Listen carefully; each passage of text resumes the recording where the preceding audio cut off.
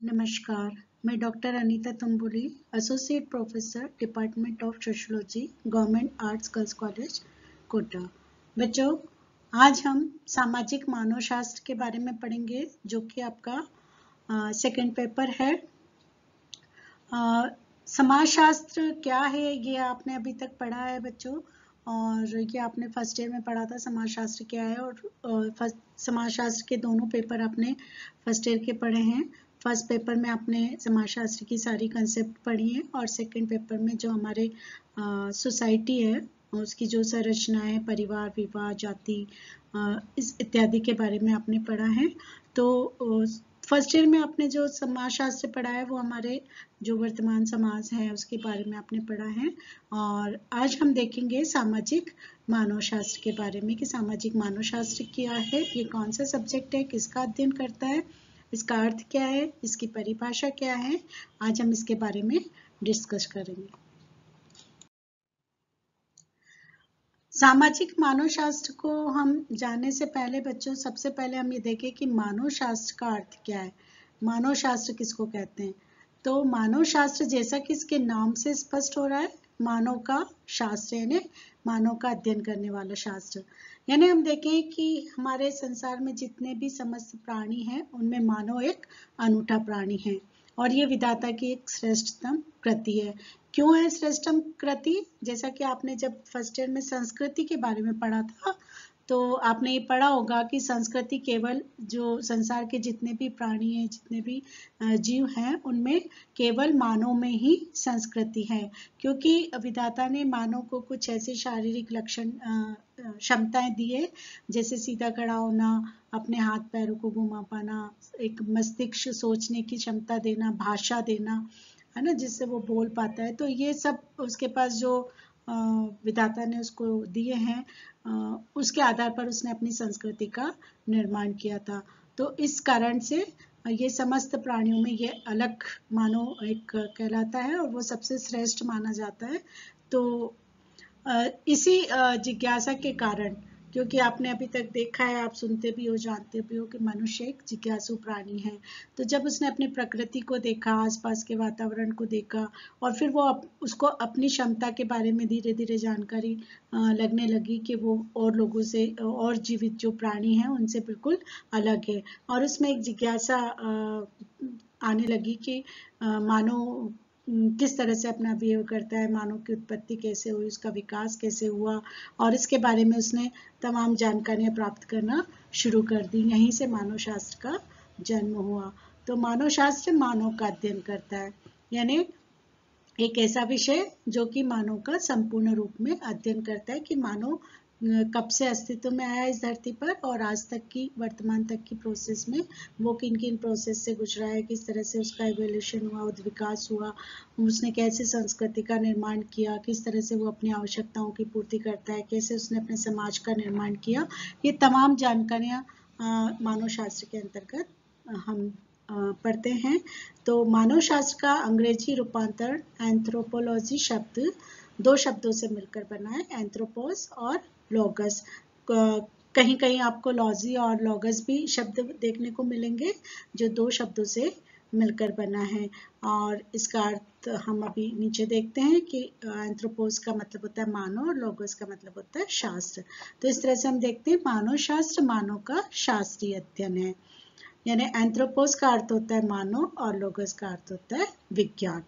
तो बच्चों, जब हम समाज शास्त्र और मानव शास्त्र को हम थोड़ा सा देखें, दोनों में कंपैरिजन करें, तो आपको मानव शास्त्र का जो मीनिंग है, अर्थ है, सब्जेक्ट बिल्कुल वो क्लियर हो जाएगा कि मानव शास्त्र क्या है और समाज शास्त्र क्या है। वैसे जब आप मानव शास्त्र पूरा पेपर पढ़ेंगे तो बहुत इंटरेस्टिंग पेपर है, और आपको बहुत अच्छा लगेगा, और बहुत आसानी से आप इसको पूरा समझ पाएंगे।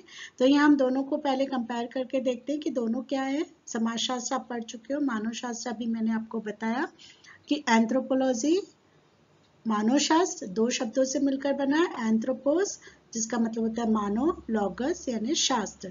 यानी हम देखें मानव की उत्पत्ति से लेकर संपूर्ण विकास का संपूर्ण अध्ययन करता है।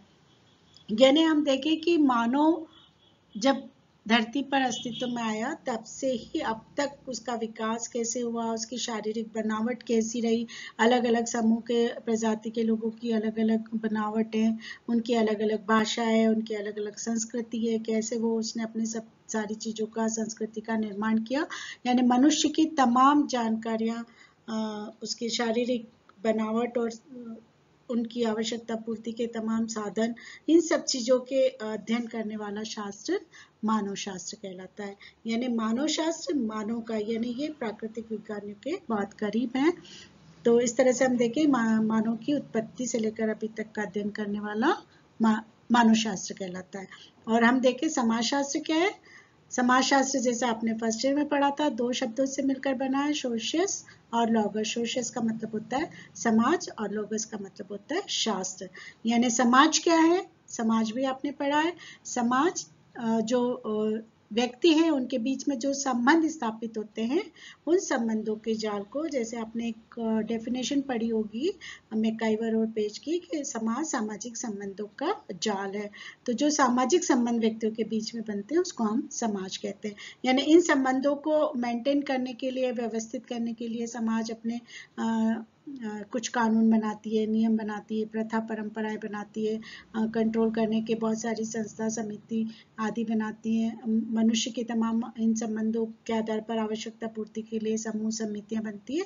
तो ये सब समाज कहलाते हैं। तो समाज क्या है, जैसे आपको इन पिक्चरों के माध्यम से नजर आ रहा होगा कि व्यक्ति जब, जाल क्यों कहा है मैकाइवर पेज ने, जैसे यहाँ पर आप ड्रॉ करके आप देख सकते हैं कि एक व्यक्ति तमाम समाज के सभी व्यक्तियों से जुड़ा होता है, ये इससे, और आपस में हम कई प्रकार के संबंधों से प्रत्यक्ष या अप्रत्यक्ष रूप से जुड़ते हैं। तो एक अगर हम इसको ड्रॉ करके देखें तो एक जाल सा बन जाता है, जैसे मकड़ी का जाला होता है। तो इसी जाल को मैकाइवर और पेज ने समाज का है। तो समाजशास्त्र क्या है, ये जो जाल बनता है, इस संबंधों का जो जाल बनता है, संबंधों को ही हम समाज कहते हैं। और संबंधों को मेंटेन करने के लिए समाज में कई तरह की व्यवस्थाएं बनाई जाती है, उसका अध्ययन करने वाला शास्त्र समाजशास्त्र कहलाता है। और मानव का अध्ययन करने वाला शास्त्र मानव शास्त्र कहलाता है। आई होप कि आपको समझ में आया होगा इतना। आगे हम देखें कि मानव शास्त्र की बहुत सारी शाखाएं, वो जो कि अलग अलग मनुष्य का अलग अलग रूप में अध्ययन करता है। पहले हम सामाजिक मानव शास्त्र पढ़ने से पहले हम उसकी तमाम शाखाओं को देखें कि मानव शास्त्र की कौन कौन सी ब्रांचेस हैं, शाखा हैं।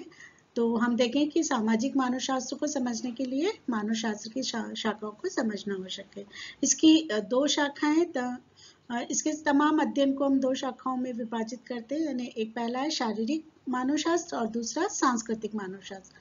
शारीरिक मानव शास्त्र फिजिकल एंथ्रोपोलॉजी, जैसे इसके नाम से स्पष्ट है कि ये क्या अध्ययन करता है, इसकी ये ब्रांच, इसमें मानव के विकास, मानव की उत्पत्ति कैसे हुई, उसका विकास कैसे हुआ, उसकी शारीरिक बनावट कैसी है, उसका पूरा स्ट्रक्चर कैसा है, उसकी प्रकृति, वो किस तरह से बिहेव करता है, उसके उसमें क्या विभिन्नताएं हैं आपस में।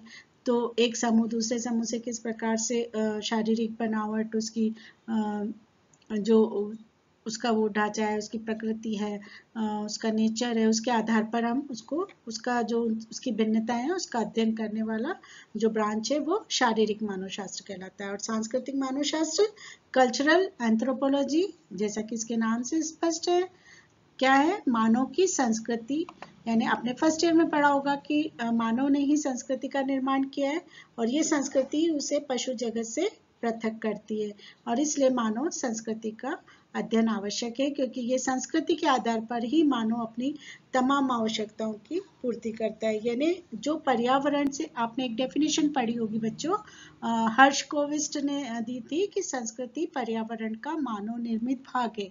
यानी जो भी पर्यावरण में है, मानव ने उससे अपनी आवश्यकता पूर्ति के लिए जिन भी चीजों का निर्माण किया है, बनाया है, वो उसकी संस्कृति है। जैसे आप देखें कि सोने के लिए उसने पलंग बनाया है, बैठने के लिए टेबल बनाई है। यानी आपने संस्कृति के भी पार्ट देखे होंगे, भौतिक और अभौतिक संस्कृति। भौतिक संस्कृति जो कि जैसे हम टेबल है, पेन है, लिखने के लिए पेन बनाया, सोने के लिए, बैठने के लिए टेबल बनाई। तो इस तरह से उसने तमाम चीज़ों को इस प्रकृति से लेकर बनाई। और अभौतिक संस्कृति जैसे हमारी प्रथा, परंपरा, रीति रिवाज, जिससे वो अपनी आवश्यकताओं की पूर्ति करता है और समाज में संबंध बने रहते हैं, मेंटेन बने रहते हैं। तो इस तरह से दो पार्ट हैं, शारीरिक मानवशास्त्र और सांस्कृतिक मानवशास्त्र। अब सांस्कृतिक मानवशास्त्र के भी कुछ ब्रांचेज हैं, जैसे पुरातत्व, प्रजाति शास्त्र, भाषा विज्ञान और सामाजिक मानवशास्त्र। यानी पुरातत्व में हम क्या अध्ययन करते हैं कि जो भी हमारे जो फॉसिल्स हैं, जो हमारे जमीन में जो पुराने ढांचे हैं मानव के, और जो भी है उसकी, जो हम कहते हैं ना कि जो हड़प्पा के समय पे हमारी जो सारी चीज़ें निकल के आती है, तो हम उससे वहाँ की संस्कृति, वहाँ के समाज के बारे में जानकारी हासिल करते हैं। तो इस तरह से पुरातत्व में जो भी हमारे फॉसिल्स मिलते हैं, मानव की जो शारीरिक ढांचे मिलते हैं या उसकी और चीज़ें, तो उससे उनकी उस समय की बातों के बारे में, उनके कल्चर के बारे में जानकारी हासिल होती है। प्रजाति शास्त्र में शारीरिक आधार पर प्रजाति क्या है? प्रजाति कुछ शारीरिक लक्षणों के आधार पर एक समूह को दूसरे समूह से अलग करते हैं। शारीरिक लक्षण जैसे आँख की बनावट, हाइट, उनकी कलर, त्वचा का कलर, उनके हेयर, बाल, यानी इस आधार पर हम एक प्रजाति को दूसरी प्रजाति से अलग करते हैं। जैसे गोरे लोग, काले लोग, निग्रो लोग, है ना। तो इस तरह से ये प्रजाति शास्त्र जो शारीरिक अध्ययन करता है उनका, उनकी बनावट का, वो तो शारीरिक मानव शास्त्र करता है।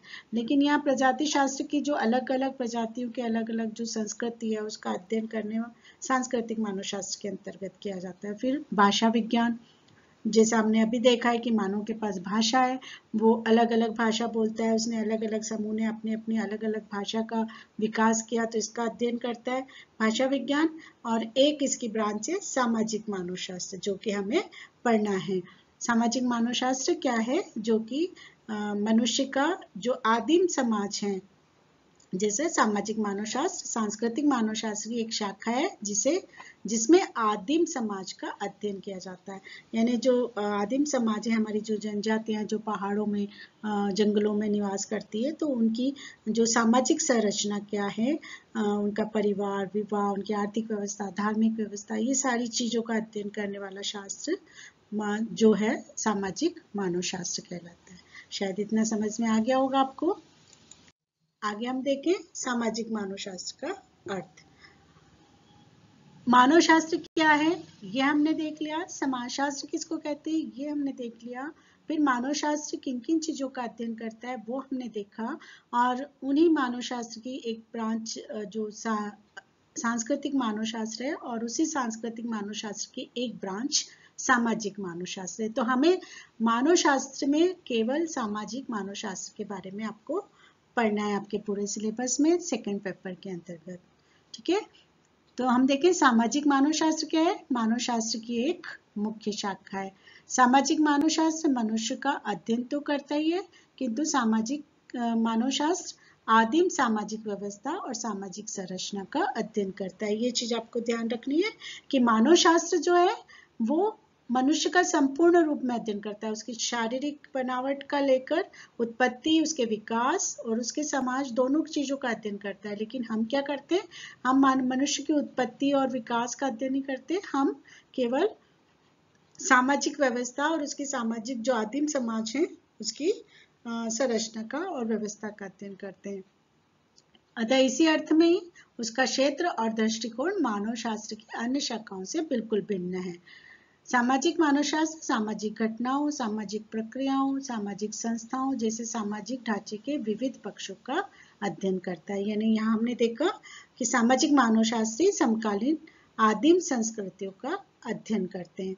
यानी जो सामाजिक मानवशास्त्री हैं वो क्या करते हैं, यानी जो सांस्कृतिक मानवशास्त्री हैं वो उनकी शुरू से लेकर अभी तक की तमाम पूरी संस्कृतियों का अध्ययन करते हैं और किस तरह से मनुष्य का विकास हुआ, उसकी शारीरिक, आर्थिक, शारीरिक और सांस्कृतिक सभी चीजों का अध्ययन करता है। लेकिन सामाजिक मानवशास्त्री आदिम संस्कृतियों का अध्ययन करता है। तो इस तरह से आपको समझ में आया होगा कि सामाजिक मानवशास्त्र क्या है। मानवशास्त्र की एक शाखा जो सांस्कृतिक मानवशास्त्र है, उसकी एक शाखा है सामाजिक मानवशास्त्र, और जो कि आदिम समाज की सामाजिक और सांस्कृतिक जो उनकी गतिविधियां, उनकी व्यवस्था है, उनकी संरचना है, उसका अध्ययन करता है। हम डेफिनेशन देखें उससे और स्पष्ट हो जाएगा। Doctor SC. दुबे के अनुसार सामाजिक मानवशास्त्र सांस्कृतिक मानवशास्त्र का वह भाग है जो कि मुख्यतः संस्कृति के नैतिक पक्षों की जगह सामाजिक ढांचे और धर्म का अध्ययन की ओर विशिष्ट ध्यान देता है। यानी यहाँ भी वही है कि वो केवल उसके सामाजिक ढांचों का अध्ययन करता है। पेनीमैन के शब्दों में देखें, सांस्कृतिक मानवशास्त्र का वह अंग है जो सामाजिक घटनाओं का अध्ययन करता है, सामाजिक मानवशास्त्र कहलाता है। सांस्कृतिक मानवशास्त्र का वह अंग जो कि सामाजिक घटनाओं का अध्ययन करता है। यानी अब आपको ये पूरा क्लियर हो गया होगा। ये एक डेफिनेशन और हम देखें, पेडिंगटन के अनुसार सामाजिक मानवशास्त्री समकालीन आदिम संस्कृतियों का अध्ययन करता है। यानी इन तमाम जो डेफिनेशंस हम देख रहे हैं उसके आधार पर अब ये बात आपको क्लियर हो गई होगी कि सामाजिक मानवशास्त्र के अंतर्गत हम केवल मनुष्य की जो आदिम समाज है उसकी सांस्कृतिक, आर्थिक, राजनीतिक, उनकी व्यवस्था, उनका ढांचा, उनकी सामाजिक संरचना, उनकी परिवार, विवाह आदि उनकी सारी बातों का हम अध्ययन करते हैं। तो इस तरह से हम देखें कि सामाजिक मानवशास्त्र क्या है। और जब आप इसके बारे में मैं जो आपका सिलेबस है उसके बारे में मैं आपको एक वीडियो शेयर कर चुकी हूँ। सामाजिक मानवशास्त्र जो सेकंड पेपर है आपका, उसमें तमाम चीज़ें जो हैं उसके बारे में हम डिस्कस कर चुके हैं।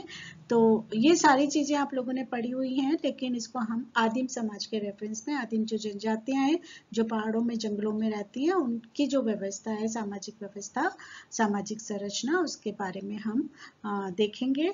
तो ये बहुत ही इंटरेस्टिंग है, आपको पढ़ने में बहुत अच्छा लगेगा। आप जब वीडियो देखें और एक बार जब आप जो मैं नोट्स से शेयर करती हूँ आपको, जो भी इसके रेफरेंस में जो नोट्स दिए जाते हैं उनको भी आप पढ़ें और वीडियो देखें, और जब आप बुक भी आप उसको एक बार पढ़ेंगे तो आपको बिल्कुल क्लियर हो जाएगा।